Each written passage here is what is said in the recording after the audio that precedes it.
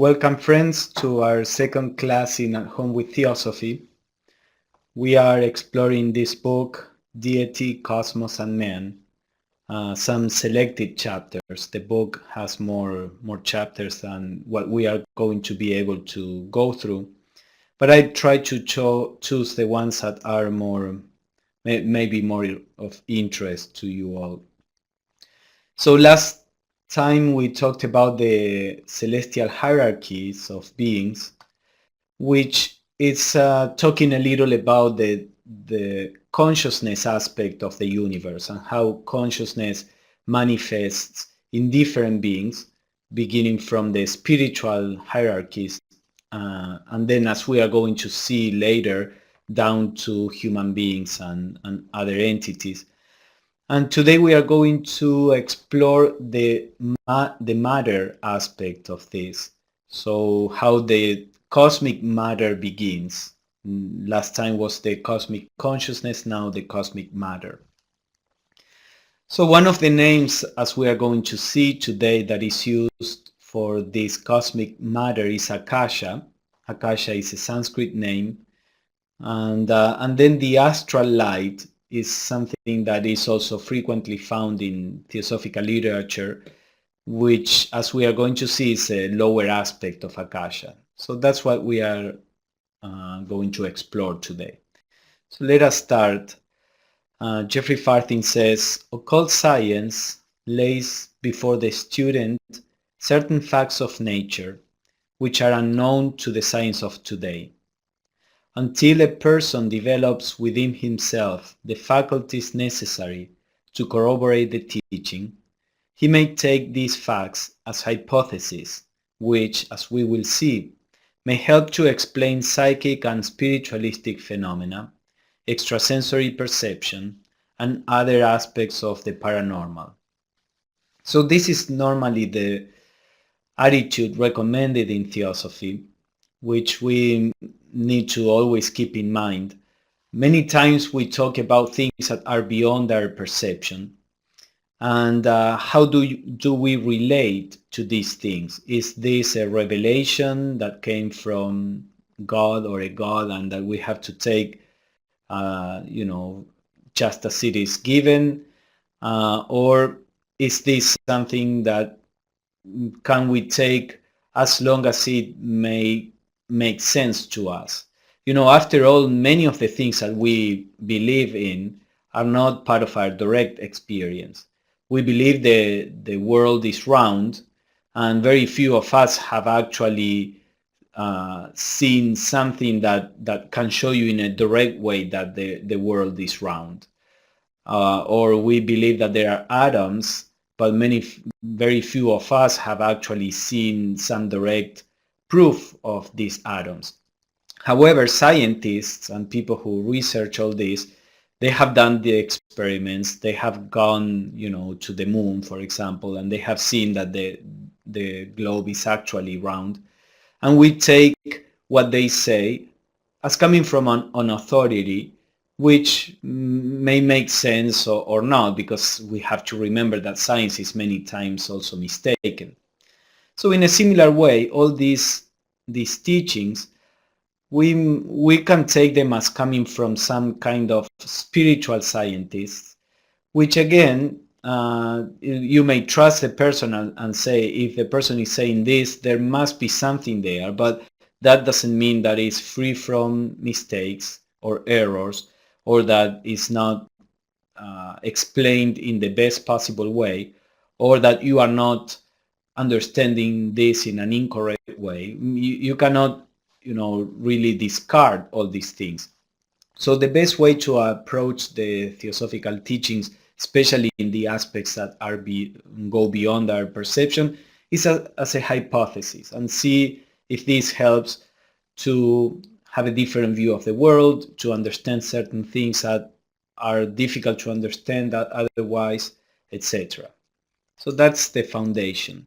And he says the facts under consideration here are, first, the existence of a primordial substance, Akasha, that manifests after a long night or Pralaya. Pralaya is also a Sanskrit word that means dissolution.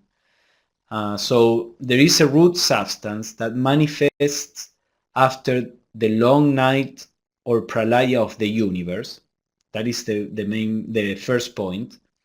And second, the gradations of this substance throughout the planes of nature, causing our physical globe, for example, to be enveloped in the lower of these grades, termed in this literature as the astral light. So the first point is that there is a primordial substance from which everything comes. Science is getting there. At the beginning, meaning a few centuries ago, there was the idea that there were atoms of different elements composing everything that we saw around. But all those atoms were different from each other. The atom of gold is different from the atom of, silver or whatever else. So then as they begin to understand better the nature of the atoms, they see that all atoms, even if they are different, seem to be formed by the three same particles, the protons, neutrons, and electrons. And then they keep going deeper and deeper, and they see different kinds of particles composing these others. And many scientists believe that there must be a homogeneous ultimate substance that is the foundation of all the diversity. Now, Theosophy proposes that there is a root substance. Now, that root substance in the Theosophical view is not really physical. It goes far deeper than the physical dimension, meaning if we keep breaking down the atoms and seeing more deeper and deeper subatomic particles, at some point we will get to the particle that is the ultimate component of the physical plane, but we are not going to get to the bottom of the universe. We get only to the bottom of the physical plane. Then there are 6 more planes with matter in different degrees of subtlety that are beyond or are deeper into reality. So when sometimes in quantum physics they hope to find the ultimate particle and find God or the matrix of the universe, that may be true only in what relates to the physical plane, but there are further planes to go beyond that. So that is the first point. And the idea of the night of the universe in the Theosophical approach sees the universe as in a kind of cyclic model. So the universe develops and then it gets to a point where it begins to dissolve, and then there is a period of rest, and then there is a further development, and then rest again. So there is this kind of cyclic universe. And after each period of rest, this root substance manifests and is the basis for all kind of matter on all planes that we see around. And one of the characteristics or one of the forms of this differentiation is what is called the astral light that we are going to see later. So he says the first fact affirmed in esoteric science is, as given in the first fundamental principle of the secret doctrine, the one absolute reality, the omnipresent, eternal, boundless, and immutable principle, unmanifest, without attributes, beyond the power of the human mind to conceive, or of human language to describe. So the idea here is that beyond any cycle, beyond time, beyond change, there is a foundation for reality that is immutable, omnipresent, eternal, boundless. It is this reality that shows itself in what we call space, time, spirit, matter, but that reality always remains immutable.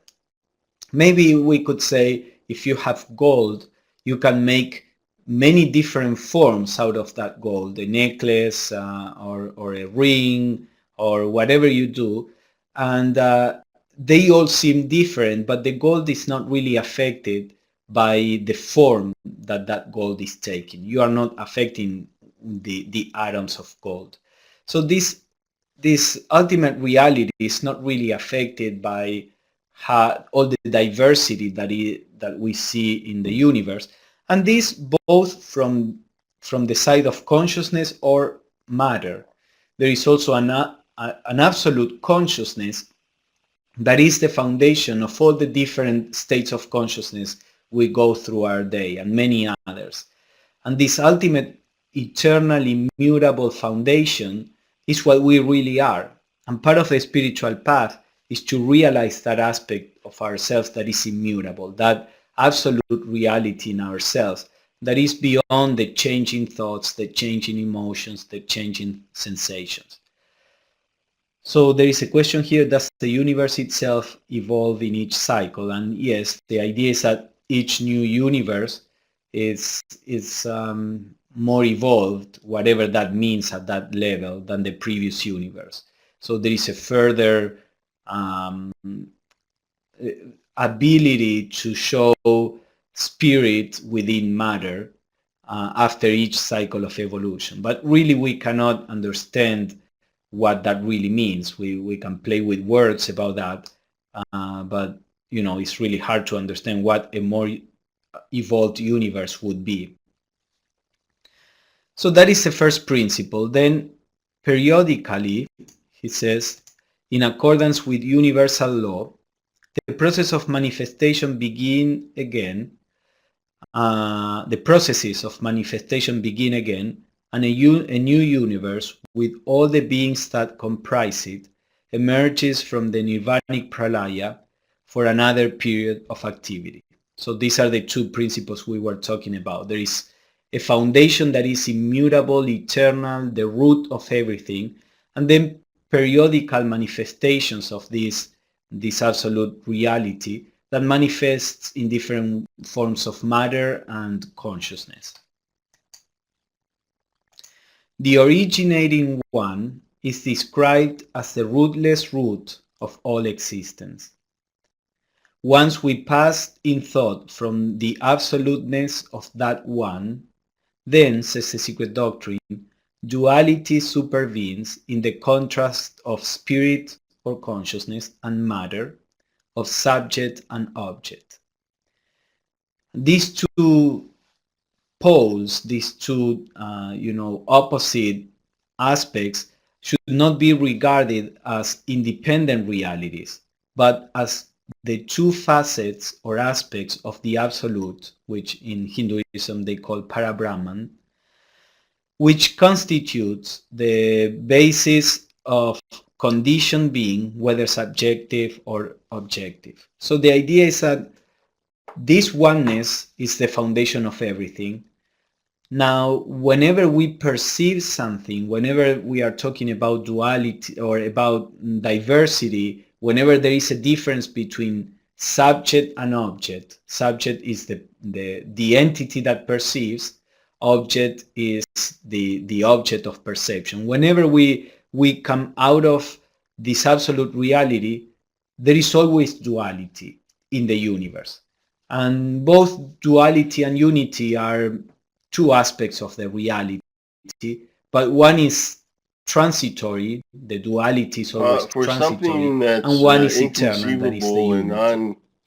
non-conceptual. Yes, go ahead. There seems to be a lot of concepts around it that we talk about. So how do you, there's a duality or a paradox in that. How do you address that?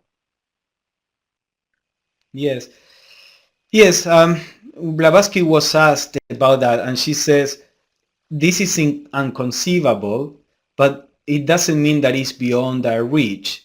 It can be, she said something like sensed. I guess she didn't want to use the idea of perception because that is more dual, although sensing is more or less the same. But she says that can be sensed by the spiritual intuition, which is a faculty that is beyond our dualistic minds. So the idea is that the concepts about the absolute may direct our attention to look in that direction, in the case of ourselves, to look inside and try to look in the direction of that which is non-dual. And then there can be some kind of perception, some kind of realization of this non-dual nature, which is the basis of what we are. So the concepts are just the finger pointing to the moon, as sometimes it is said. But by means of playing with the concepts, if we stay there, we will never really get what we are talking about. So it's just the first step. But then there is a possibility of moving forward and having some kind of direct realization of this. All right, so he was talking about that whenever we perceive as a subject and an object, we perceive reality in a dualistic way. Duality is the basis of diversity. So nature, therefore, is pervaded by duality. In the physical world of our experience, it is recognized in the polarity of active power, energy or force on the one hand, and passive matter on the other, in the positive and negative in electricity, in male and female functions in the natural world around us, in the north and south poles of a magnet. So it seems that whenever there is a form, there is some kind of duality. The manifested universe has that particular characteristic that manifestation comes in as two aspects of something, in duals or in duads. So for example, we have the one absolute that is beyond any duality, and it is said in the Theosophical literature that both what we call spirit and what we call matter, they are both aspects of the absolute. So the absolute is something that goes beyond. Then after the absolute, we have these two aspects, and we have that there is a kind of consciousness. For example, from spirit, you can see that there are different aspects there. So one of them is consciousness. Another aspect is that of subject. Another aspect is that of the positive pole, for example, positive in the sense of active. Another aspect is the active, whatever is active in nature, and also male. And again, this doesn't mean male in the sense of men and woman. The idea is that anything that is active in nature is normally symbolically shown as a male aspect, and everything that is passive in the sense of nurturing and embracing and guarding, that is called female. It's probably the symbolism came in early societies because the male is the one that went out and hunt the animals, and the females stay at home and nourish everything. So, and the idea of matter is that it represents the other opposites. To consciousness, you always need a body to express consciousness. A subject of perception always needs an object to perceive. When there is nothing to be perceived, there is no consciousness there. For example, when we fall in deep sleep, when there are no dreams or anything, we think that we are unconscious simply because there is nothing to be perceived. So if there is nothing to be perceived, we fall into unconsciousness. So the subject requires an object, and positive and negative, active and passive, and male and female. So these are just the different aspects in which this duality manifests in the universe. Now, the idea in the spiritual path, as I mentioned, is to move our perception up to the point of unity. Then we can play with the duality, but we can do it from the perception of unity. when our perception is rooted in the duality, then we see all in terms of opposition and all separation. So the idea is to move from the duality to the unity. But when we look at the world, we can recognize that duality out there.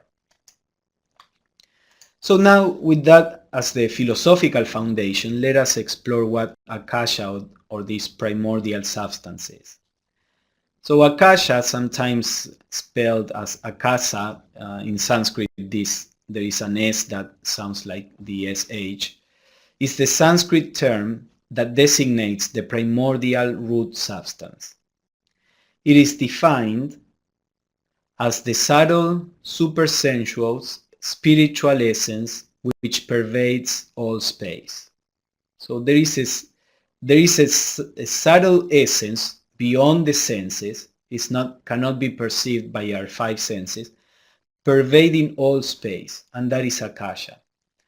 Just as force or energy requires a substantial connection or vehicle of expression, so spirit also, if it is not to remain an abstraction, requires a vehicle through which to manifest. Early in the 19th century, scientists thought that force and matter were two completely different principles. Matter was material and force was immaterial. Now, with quantum physics, we know that force and matter are two aspects of the same reality. Every force is mediated by some kind of particle. Every particle is a manifestation of some kind of force.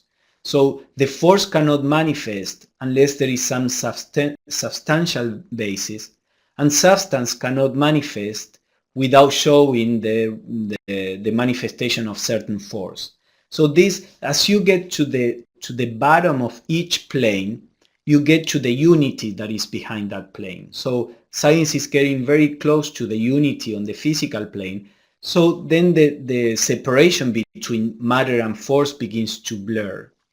So in the same way, he says that just as force requires matter, then the spirit requires a body or a vehicle of consciousness to be able to express through it.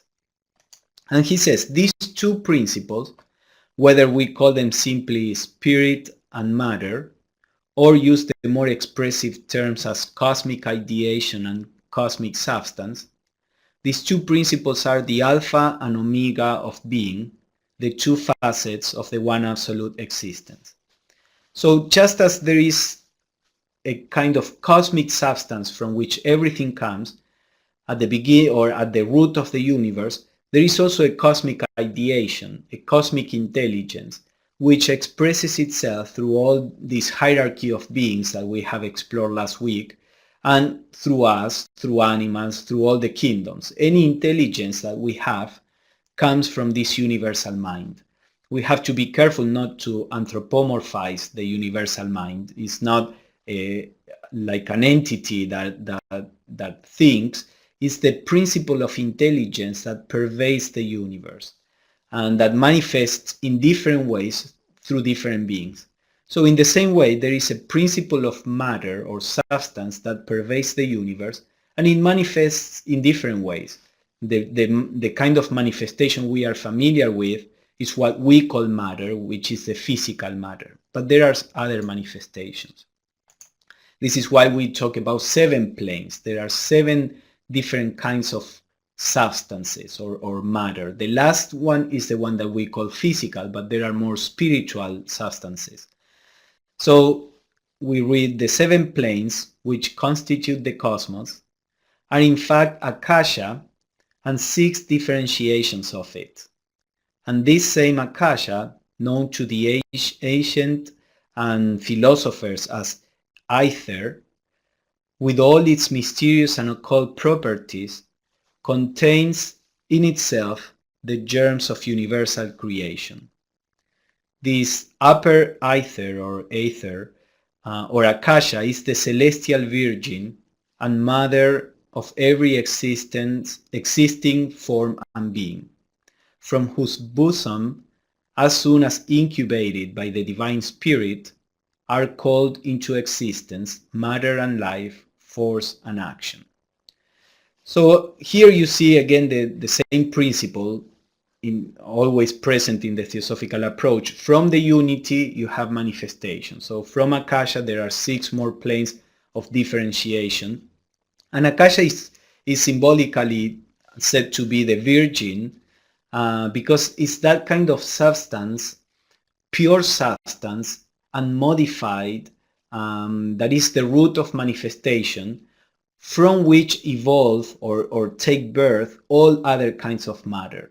So in many times you will see that Theosophical literature interprets the idea of the Virgin Mary and the Holy Spirit impregnating Mary as a metaphor for a cosmic principle or a cosmic process. So you see these virgins all over the world in different mythologies. And that virgin state is a symbol for Akasha in its more primordial state, the pure matter. So if we, to show a little diagram, we have that Akasha is the first plane, this cosmic substance, which maybe we could relate it with the white light that contains all the colors in itself, but only potentially. When you see white light, you don't see any of the colors. You need to run the white light through a prism, for example, and then you can see how those colors differentiate. So in the same way, Akasha in its pure essence contains all the possibilities of matter, but none of those are manifested. And in the process of manifestation, the different aspects appear. So we see here there is differentiation through 7 planes until we come to the lowest of them, which is the physical matter that form our earth. So these planes should not be understood as one being on top of the other. They all interpenetrate. So we put them one on top of the other just because we have to show them in a 2-dimensional drawing. And whatever is higher means that it's subtler, but it's not that reality is layered. All these planes are interpenetrating. So let's see now the astral light. Leaving aside the lowest of these planes, which was the physical plane that I showed, the earth itself, the next lowest is termed the astral light. This is defined as the invisible region that surrounds our globe, as it does every other globe, a subtle essence visible only to a clairvoyant eye. As it interpenetrates the grosser forms of matter on our plane, it is perceptible only to the clairvoyant whose sight is able to pass beyond the external form. So interpenetrating everything, there is this subtle kind of matter, which Blavatsky used to call it astral light, that is everywhere. Of course, it's not physical matter, therefore science cannot detect it, but it is a matter from the next plane. And it has an important impact on the life on Earth, and this is why we are exploring this in particular. So if we go back to our diagram, the astral light would be the plane that is just above the physical, and again, above not spatially, but at the level of subtlety. So you can see that there are other kinds of matters, in between the Akasha and the astral light and the physical plane. So one of the characteristics of this astral light, the astral light has been described as the great picture gallery of nature, for on it is indelibly impressed every act and thought that occurs in the physical or psychic realms. There is a faculty, let me say before I go to the next paragraph, there is a faculty, psychometry, which is this ability to touch an object and know the history of that object. So Geoffrey says the psychometer, sensitive to the astral light, is able to perceive the past events in which a particular object has been involved.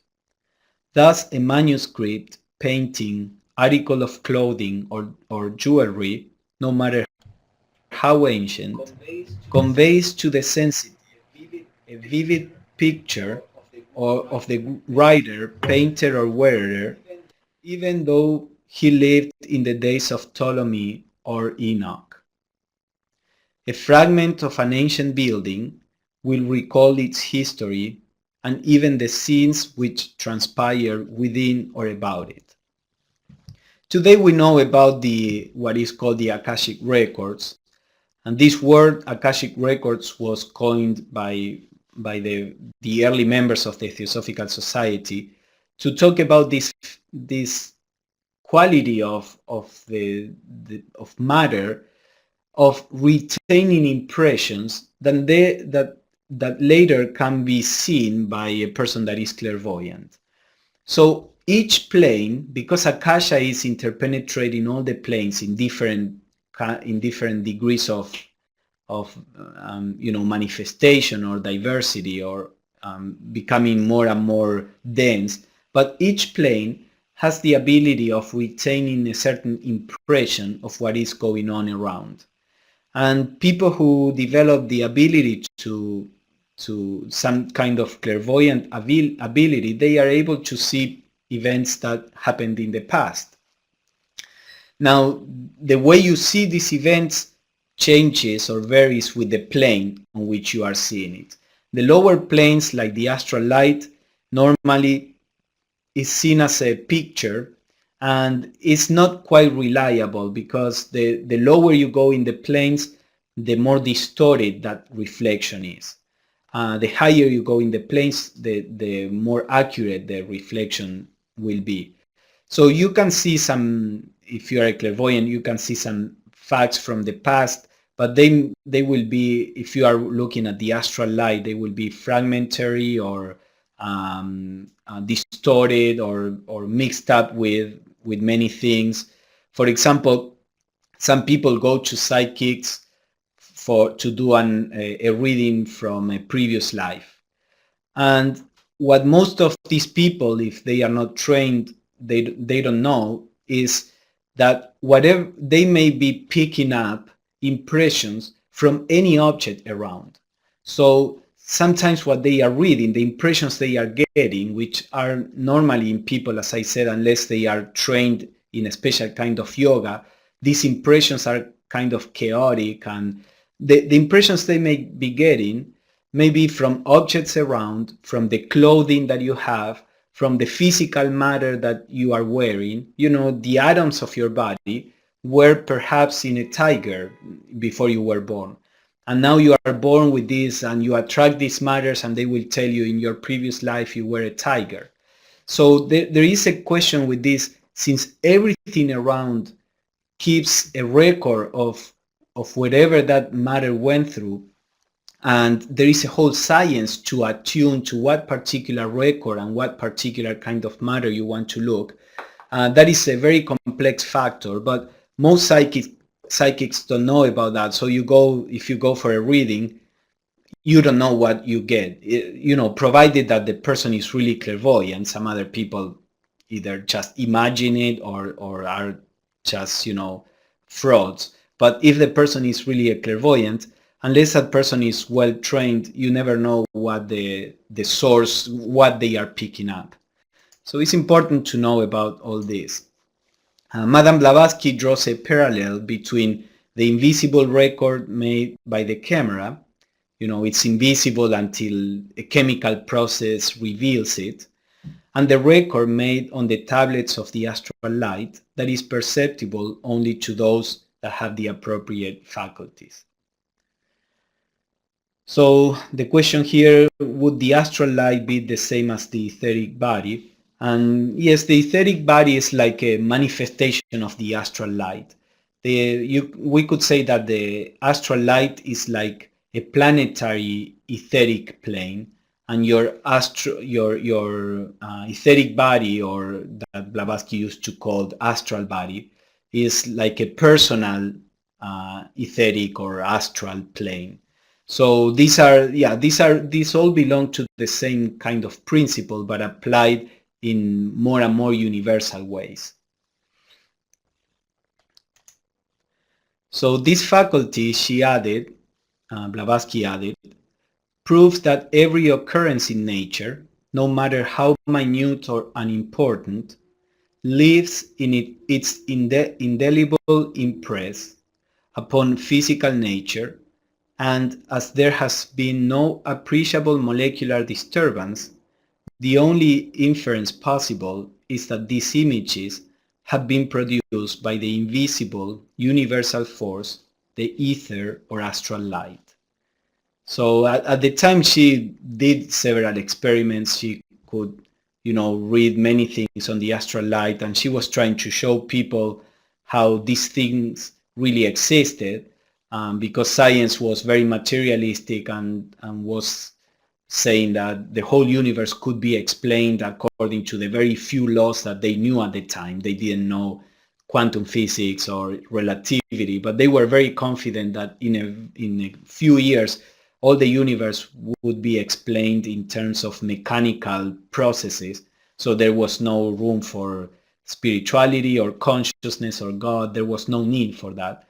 So Blavatsky tried to show that there was far more than science was aware of and that could be proven. And she did some experiments, and she said, I can see the records on different things which you cannot see that this is really being kept in the physical aspect of the object. So there has to be some other nature but the physical nature. And she says it is on the indestructible tablets of the astral light that is stamped the impression of every thought we think and every act we perform, and that future events, effects of long forgotten causes, are already delineated as a vivid picture for the eye of the seer and prophet to follow. So this is also a way to explain how prophecy may be possible. There is this law of karma in the universe of cause and effect, and we produce certain causes that take some time to manifest as effects. But all those causes are already are recorded on the astral light. So many times the workout, how those karmic causes are going to be worked out, appear on the astral light before they actually precipitate or manifest on the physical plane. So many times clairvoyants, or even people who are not necessarily clairvoyant, people like us, many times we may have some kind of prophetic dream or see something that will happen in the future, and then that happens. So what does it mean? Is everything already set? Is fate a law in the universe, or do we have free will? All these questions can be understood in the face of this phenomena. You may, as I said, you may dream something that actually happens, and then what does it mean? Well, the idea is that many of the causes are already on the astral light, and the effects, how it is going to be worked out, are there too, and you can see them. But the further you see in the future, the more difficult it is to say whether that is going to happen, because new causes are constantly being added. So things may change between the time where you saw the record, how it was working out at the moment, and the time when that actually happens. So that's why the further you go in the future, the more difficult it is to be accurate. But all this has to do with, the possibility of seeing, has to do with the existence of the astral light. A question here, does this mean that every thought, every act of mine lasts forever and can affect in a good or bad way others long into the future? Yeah, that is a good question. Yes and no. I mean, everything is recorded, and that is what people who really can see the astral or the astral light or the Akashic records they can see how people who were involved in a particular situation, what they felt, what they thought. So it is a strange quality or feature of the universe, but that is something that these clairvoyants they all agree that exists. So all our thoughts and emotions are recorded somewhere. Now, they don't necessarily affect the future forever.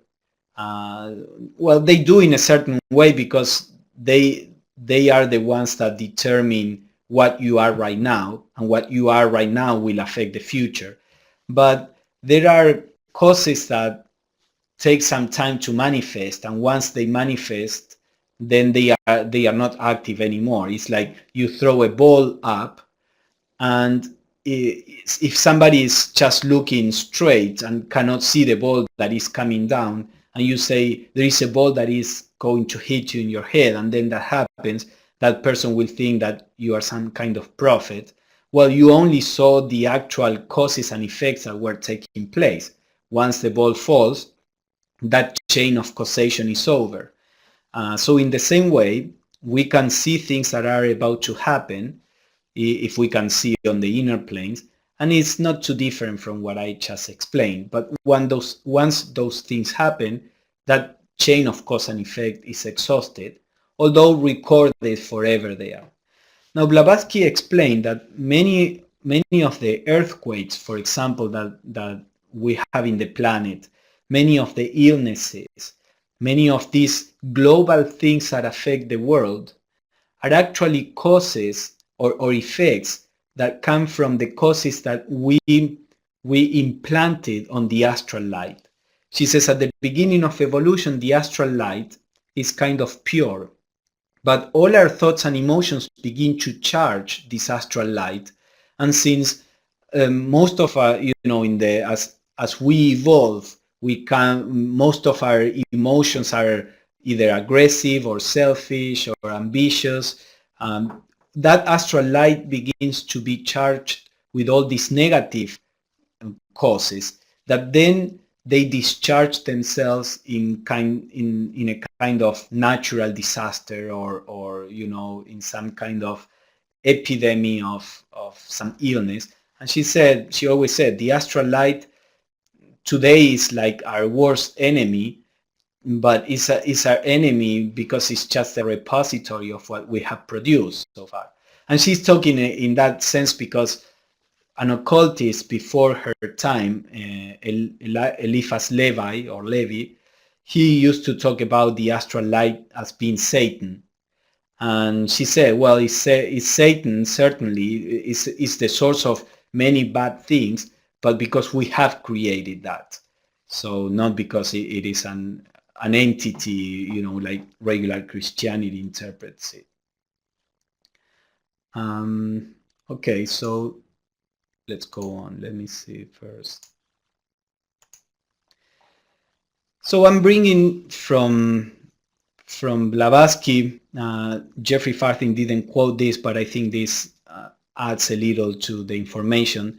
Blavatsky said, seeing in the astral light is not done through manas like the mental consciousness, but through the psychic senses, and hence has to do entirely with sense perception, removed to a plane different from this, but more illusory. The idea is that, there are two ways of perceiving something. Through senses, whether those senses are physical or psychic, or the direct perception in which consciousness perceives something without being mediated by any sense. You become one with that you are perceiving. So you couldn't even call it perception. Perception always implies something that is outside of yourself and that you are perceiving. This more spiritual perception, sometimes people use, and Blavatsky used the term apperception. This apperception is a knowing from within. So Blavatsky says seeing on the astral light is done through psychic senses, and therefore what you see will be distorted or will be conditioned or will be, you know, a source of mistake. And also the astral light is very tricky because it's not very solid. It changes with your own thoughts, with your own emotions. So when you try to look at the astral light, many times you are just seeing the projections of your mind. That happens even on the physical plane. You know, psychology talks about this process of projection where you interpret a fact or something that happened on the physical plane, but you interpret it blinded by your own psychic or psychological projections. Well, on the astral plane, where matter is far more malleable, it is very easy to see what you want to see unconsciously, or to see your own fears, your own desires. So she says, seeing on the astral light is very tricky. The final perceiver or judge of perception is manas, this mental perception, but manas is not just the intellectual perception, it's this pure reason that Kant would talk about, for example. And therefore the final tribunal is clouded by the astral perception if one is not so far trained or initiated as to know the difference and be able to tell the truth from the false. So basically she's saying that you know, unless you are really trained in a very special kind of yoga, when you see through your psychic senses, there will always be... Okay, so another aspect of the astral light is, let's see, so the astral light is lower principle than the manasic principle. Yes, the astral light, you could say that the astral plane is between the physical and the manasic or the mental. So it is a lower plane than the mental. So the nature of memory, just as we saw that the astral light is the memory, a kind of cosmic memory, our personal memory is also connected to the astral light. You know, this is a debate among scientists whether memories are there in the brain and where they are and how they are kept. You know, memory is a very difficult phenomenon to explain, as anything else in the realm of consciousness actually, but memory is something that has puzzled people many times, or scientists. So memory is, to the student of all philosophies, merely a name to express that power which man unconsciously exerts to look with inner sight into the astral light, and there behold the images of past sensations and incidents. Instead of searching the cerebral ganglia, they went to the vast repository where the records of every man's life as well as every pulsation of the visible cosmos are stored up for all eternity. So the idea is that when we remember something, what we are actually doing is automatically looking at the astral record of what we went through. When we do something and we produce all these records, there is like a kind of magnetic link to those records that make it very easy for our consciousness to look at those records. And the experience that we describe in looking at these records is that of remembering. Now, when a person wants to look at records where there are no magnetic links with them, then it is more difficult because it's something that our personal consciousness has not gone through. So you have to develop this clairvoyance. But when it is a question of your own records, then you can many times go to them, and that is what we call remembering something. Now, again, there are many things that we don't remember, and there are many things we remember in a distorted way, because it all depends on how well this mechanism of reading the tablets on the astral light, as Blavatsky would call them, how well that mechanism is working in us. Of course, a physical brain has to be in a good state of health to be able to bring the image down to the physical level. If the physical brain is damaged, then the image that consciousness is seeing cannot be brought to the brain. But the idea is that memory is not within the brain. Memory is just the connection, the ability to read the records that we went through. And those people who have this photographic memory are people that have developed or that were born for some reason with a very good skill to read the records. So they actually can see the image of whatever they went through because they are seeing clearly, or more clear than many others, the record that is related to that. So it's actually photographic memory is quite quite right, that name, because you are seeing the photograph of what you went through or what you read or what you saw. So that is just another interesting aspect. Blavatsky wrote an article on the nature of memory that relates this to the astral light that is very interesting. So then let's see a little more. That's like the general aspect about Akasha and the astral light. Now let's see another interesting feature of Akasha. Akasha is related to space. Actually, in Sanskrit, the translation of Akasha into English is space, or space or sky or something like that. Okay, so the other aspect is Akasha when related to space.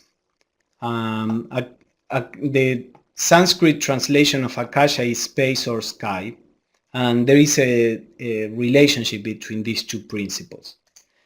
So let's see a definition. Akasha, the subtle, supersensuous, spiritual essence which pervades all space, enters into every feature of the manifold universe. In the literature, it appears under many guises, and the terms used to define it will differ according to the particular aspect under consideration.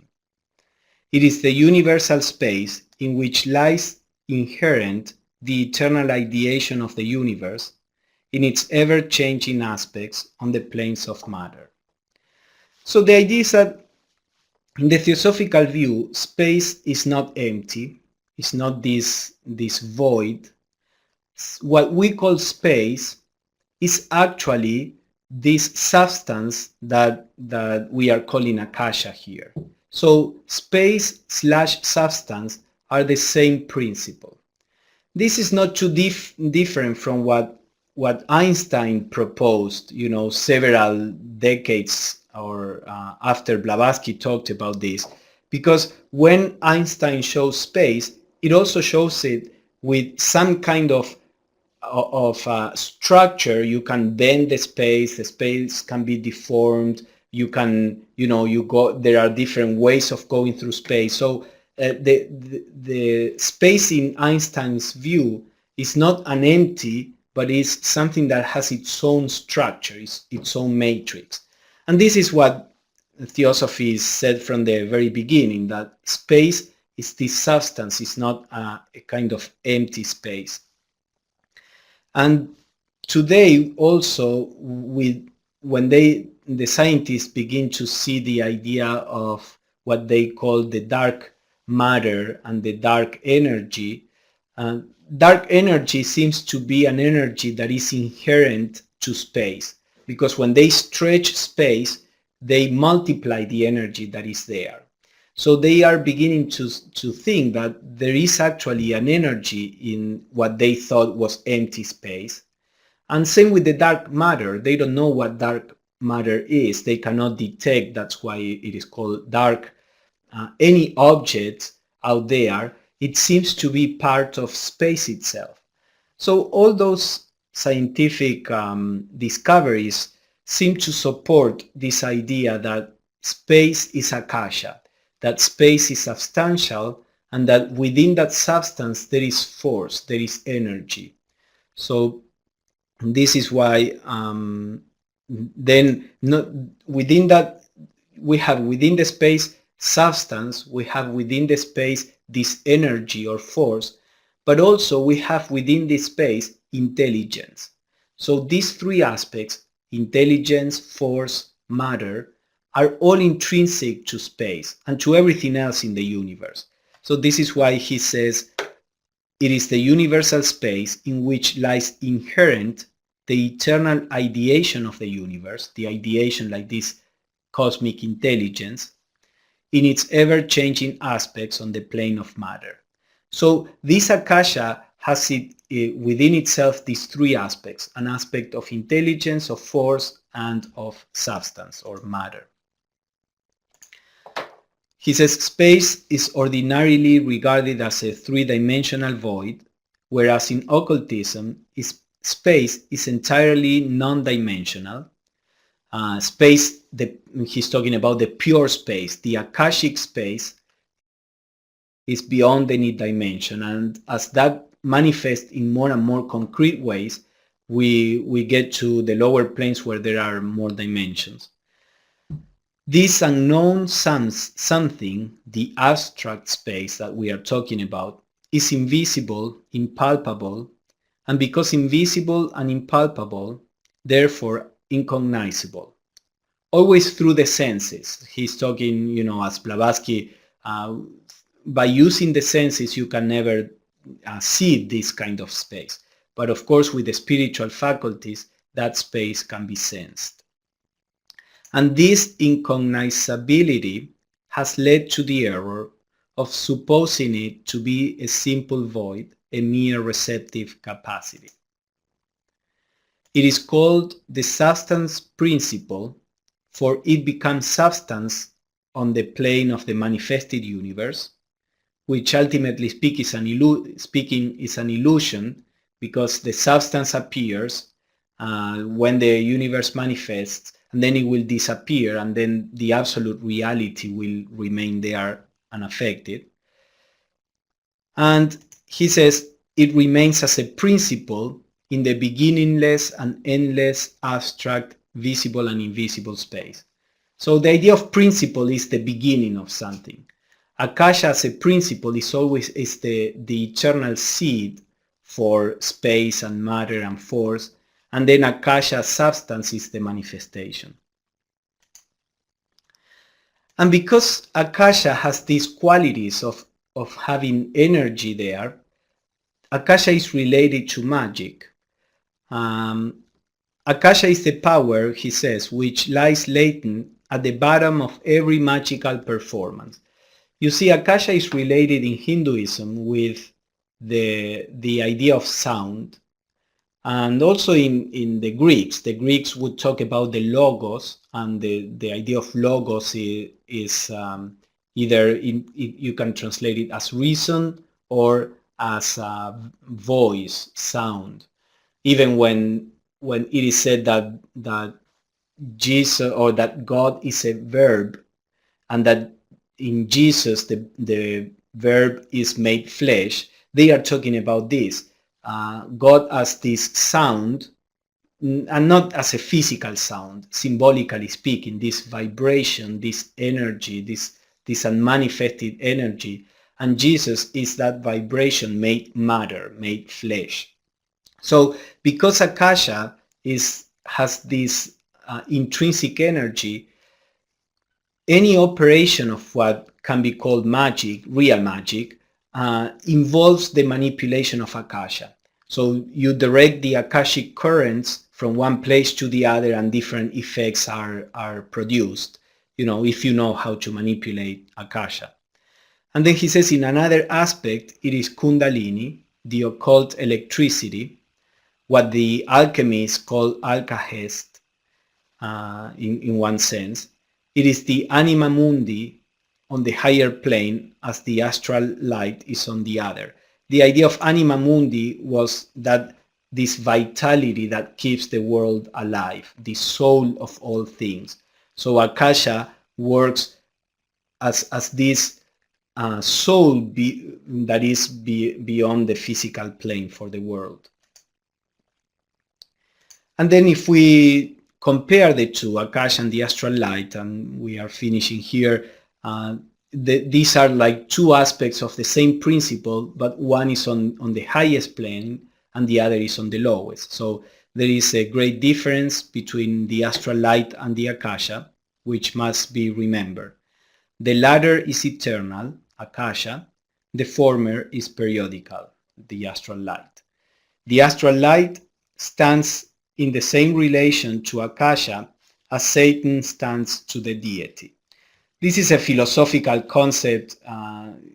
As I said, Eliphas Levi was talking about this, and Blavatsky would say Satan is God inverted, because the spiritual principles, when those spiritual principles have to act through blind matter, many times the spiritual principle that is, the divine, becomes a source of error, so to say, or becomes conditioned and limited when having to work through matter.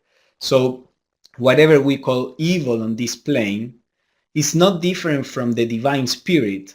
It is the same divine spirit which, acting on such a dense plane as this, may appear as evil.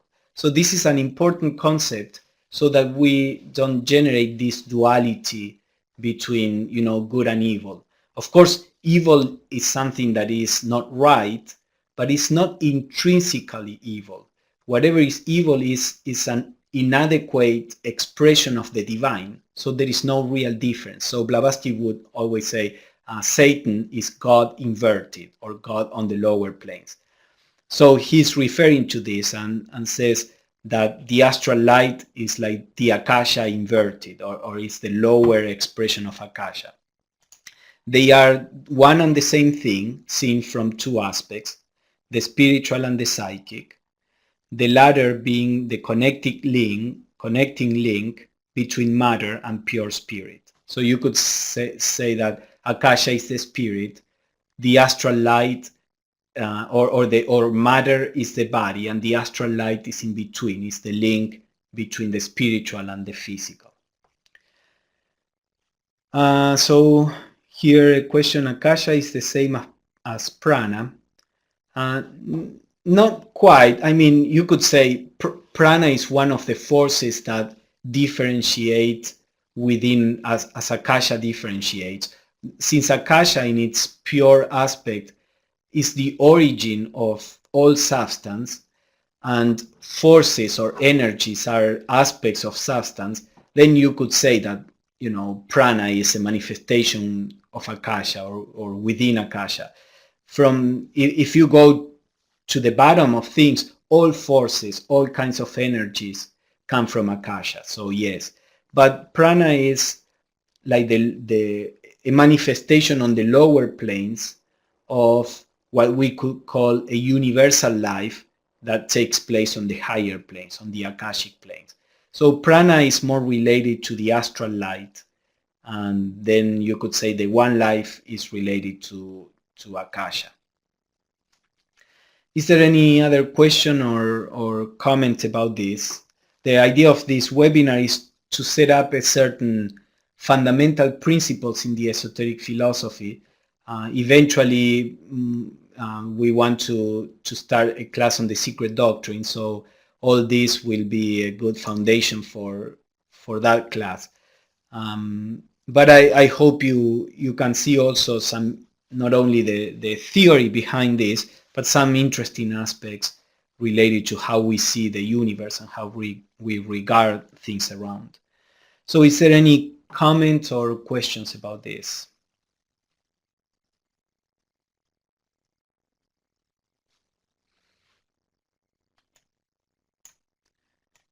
All right, if there is nothing, then I will send you an email with the link, and I hope to see you next week. We'll see what happened with the connection. I hope we can fix this so that next week we don't have this problem. But then in the recording will or later on we'll try to edit it so that this problem is not there in the recording.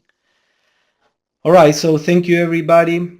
Have a great week, and I will send you the link. Good night.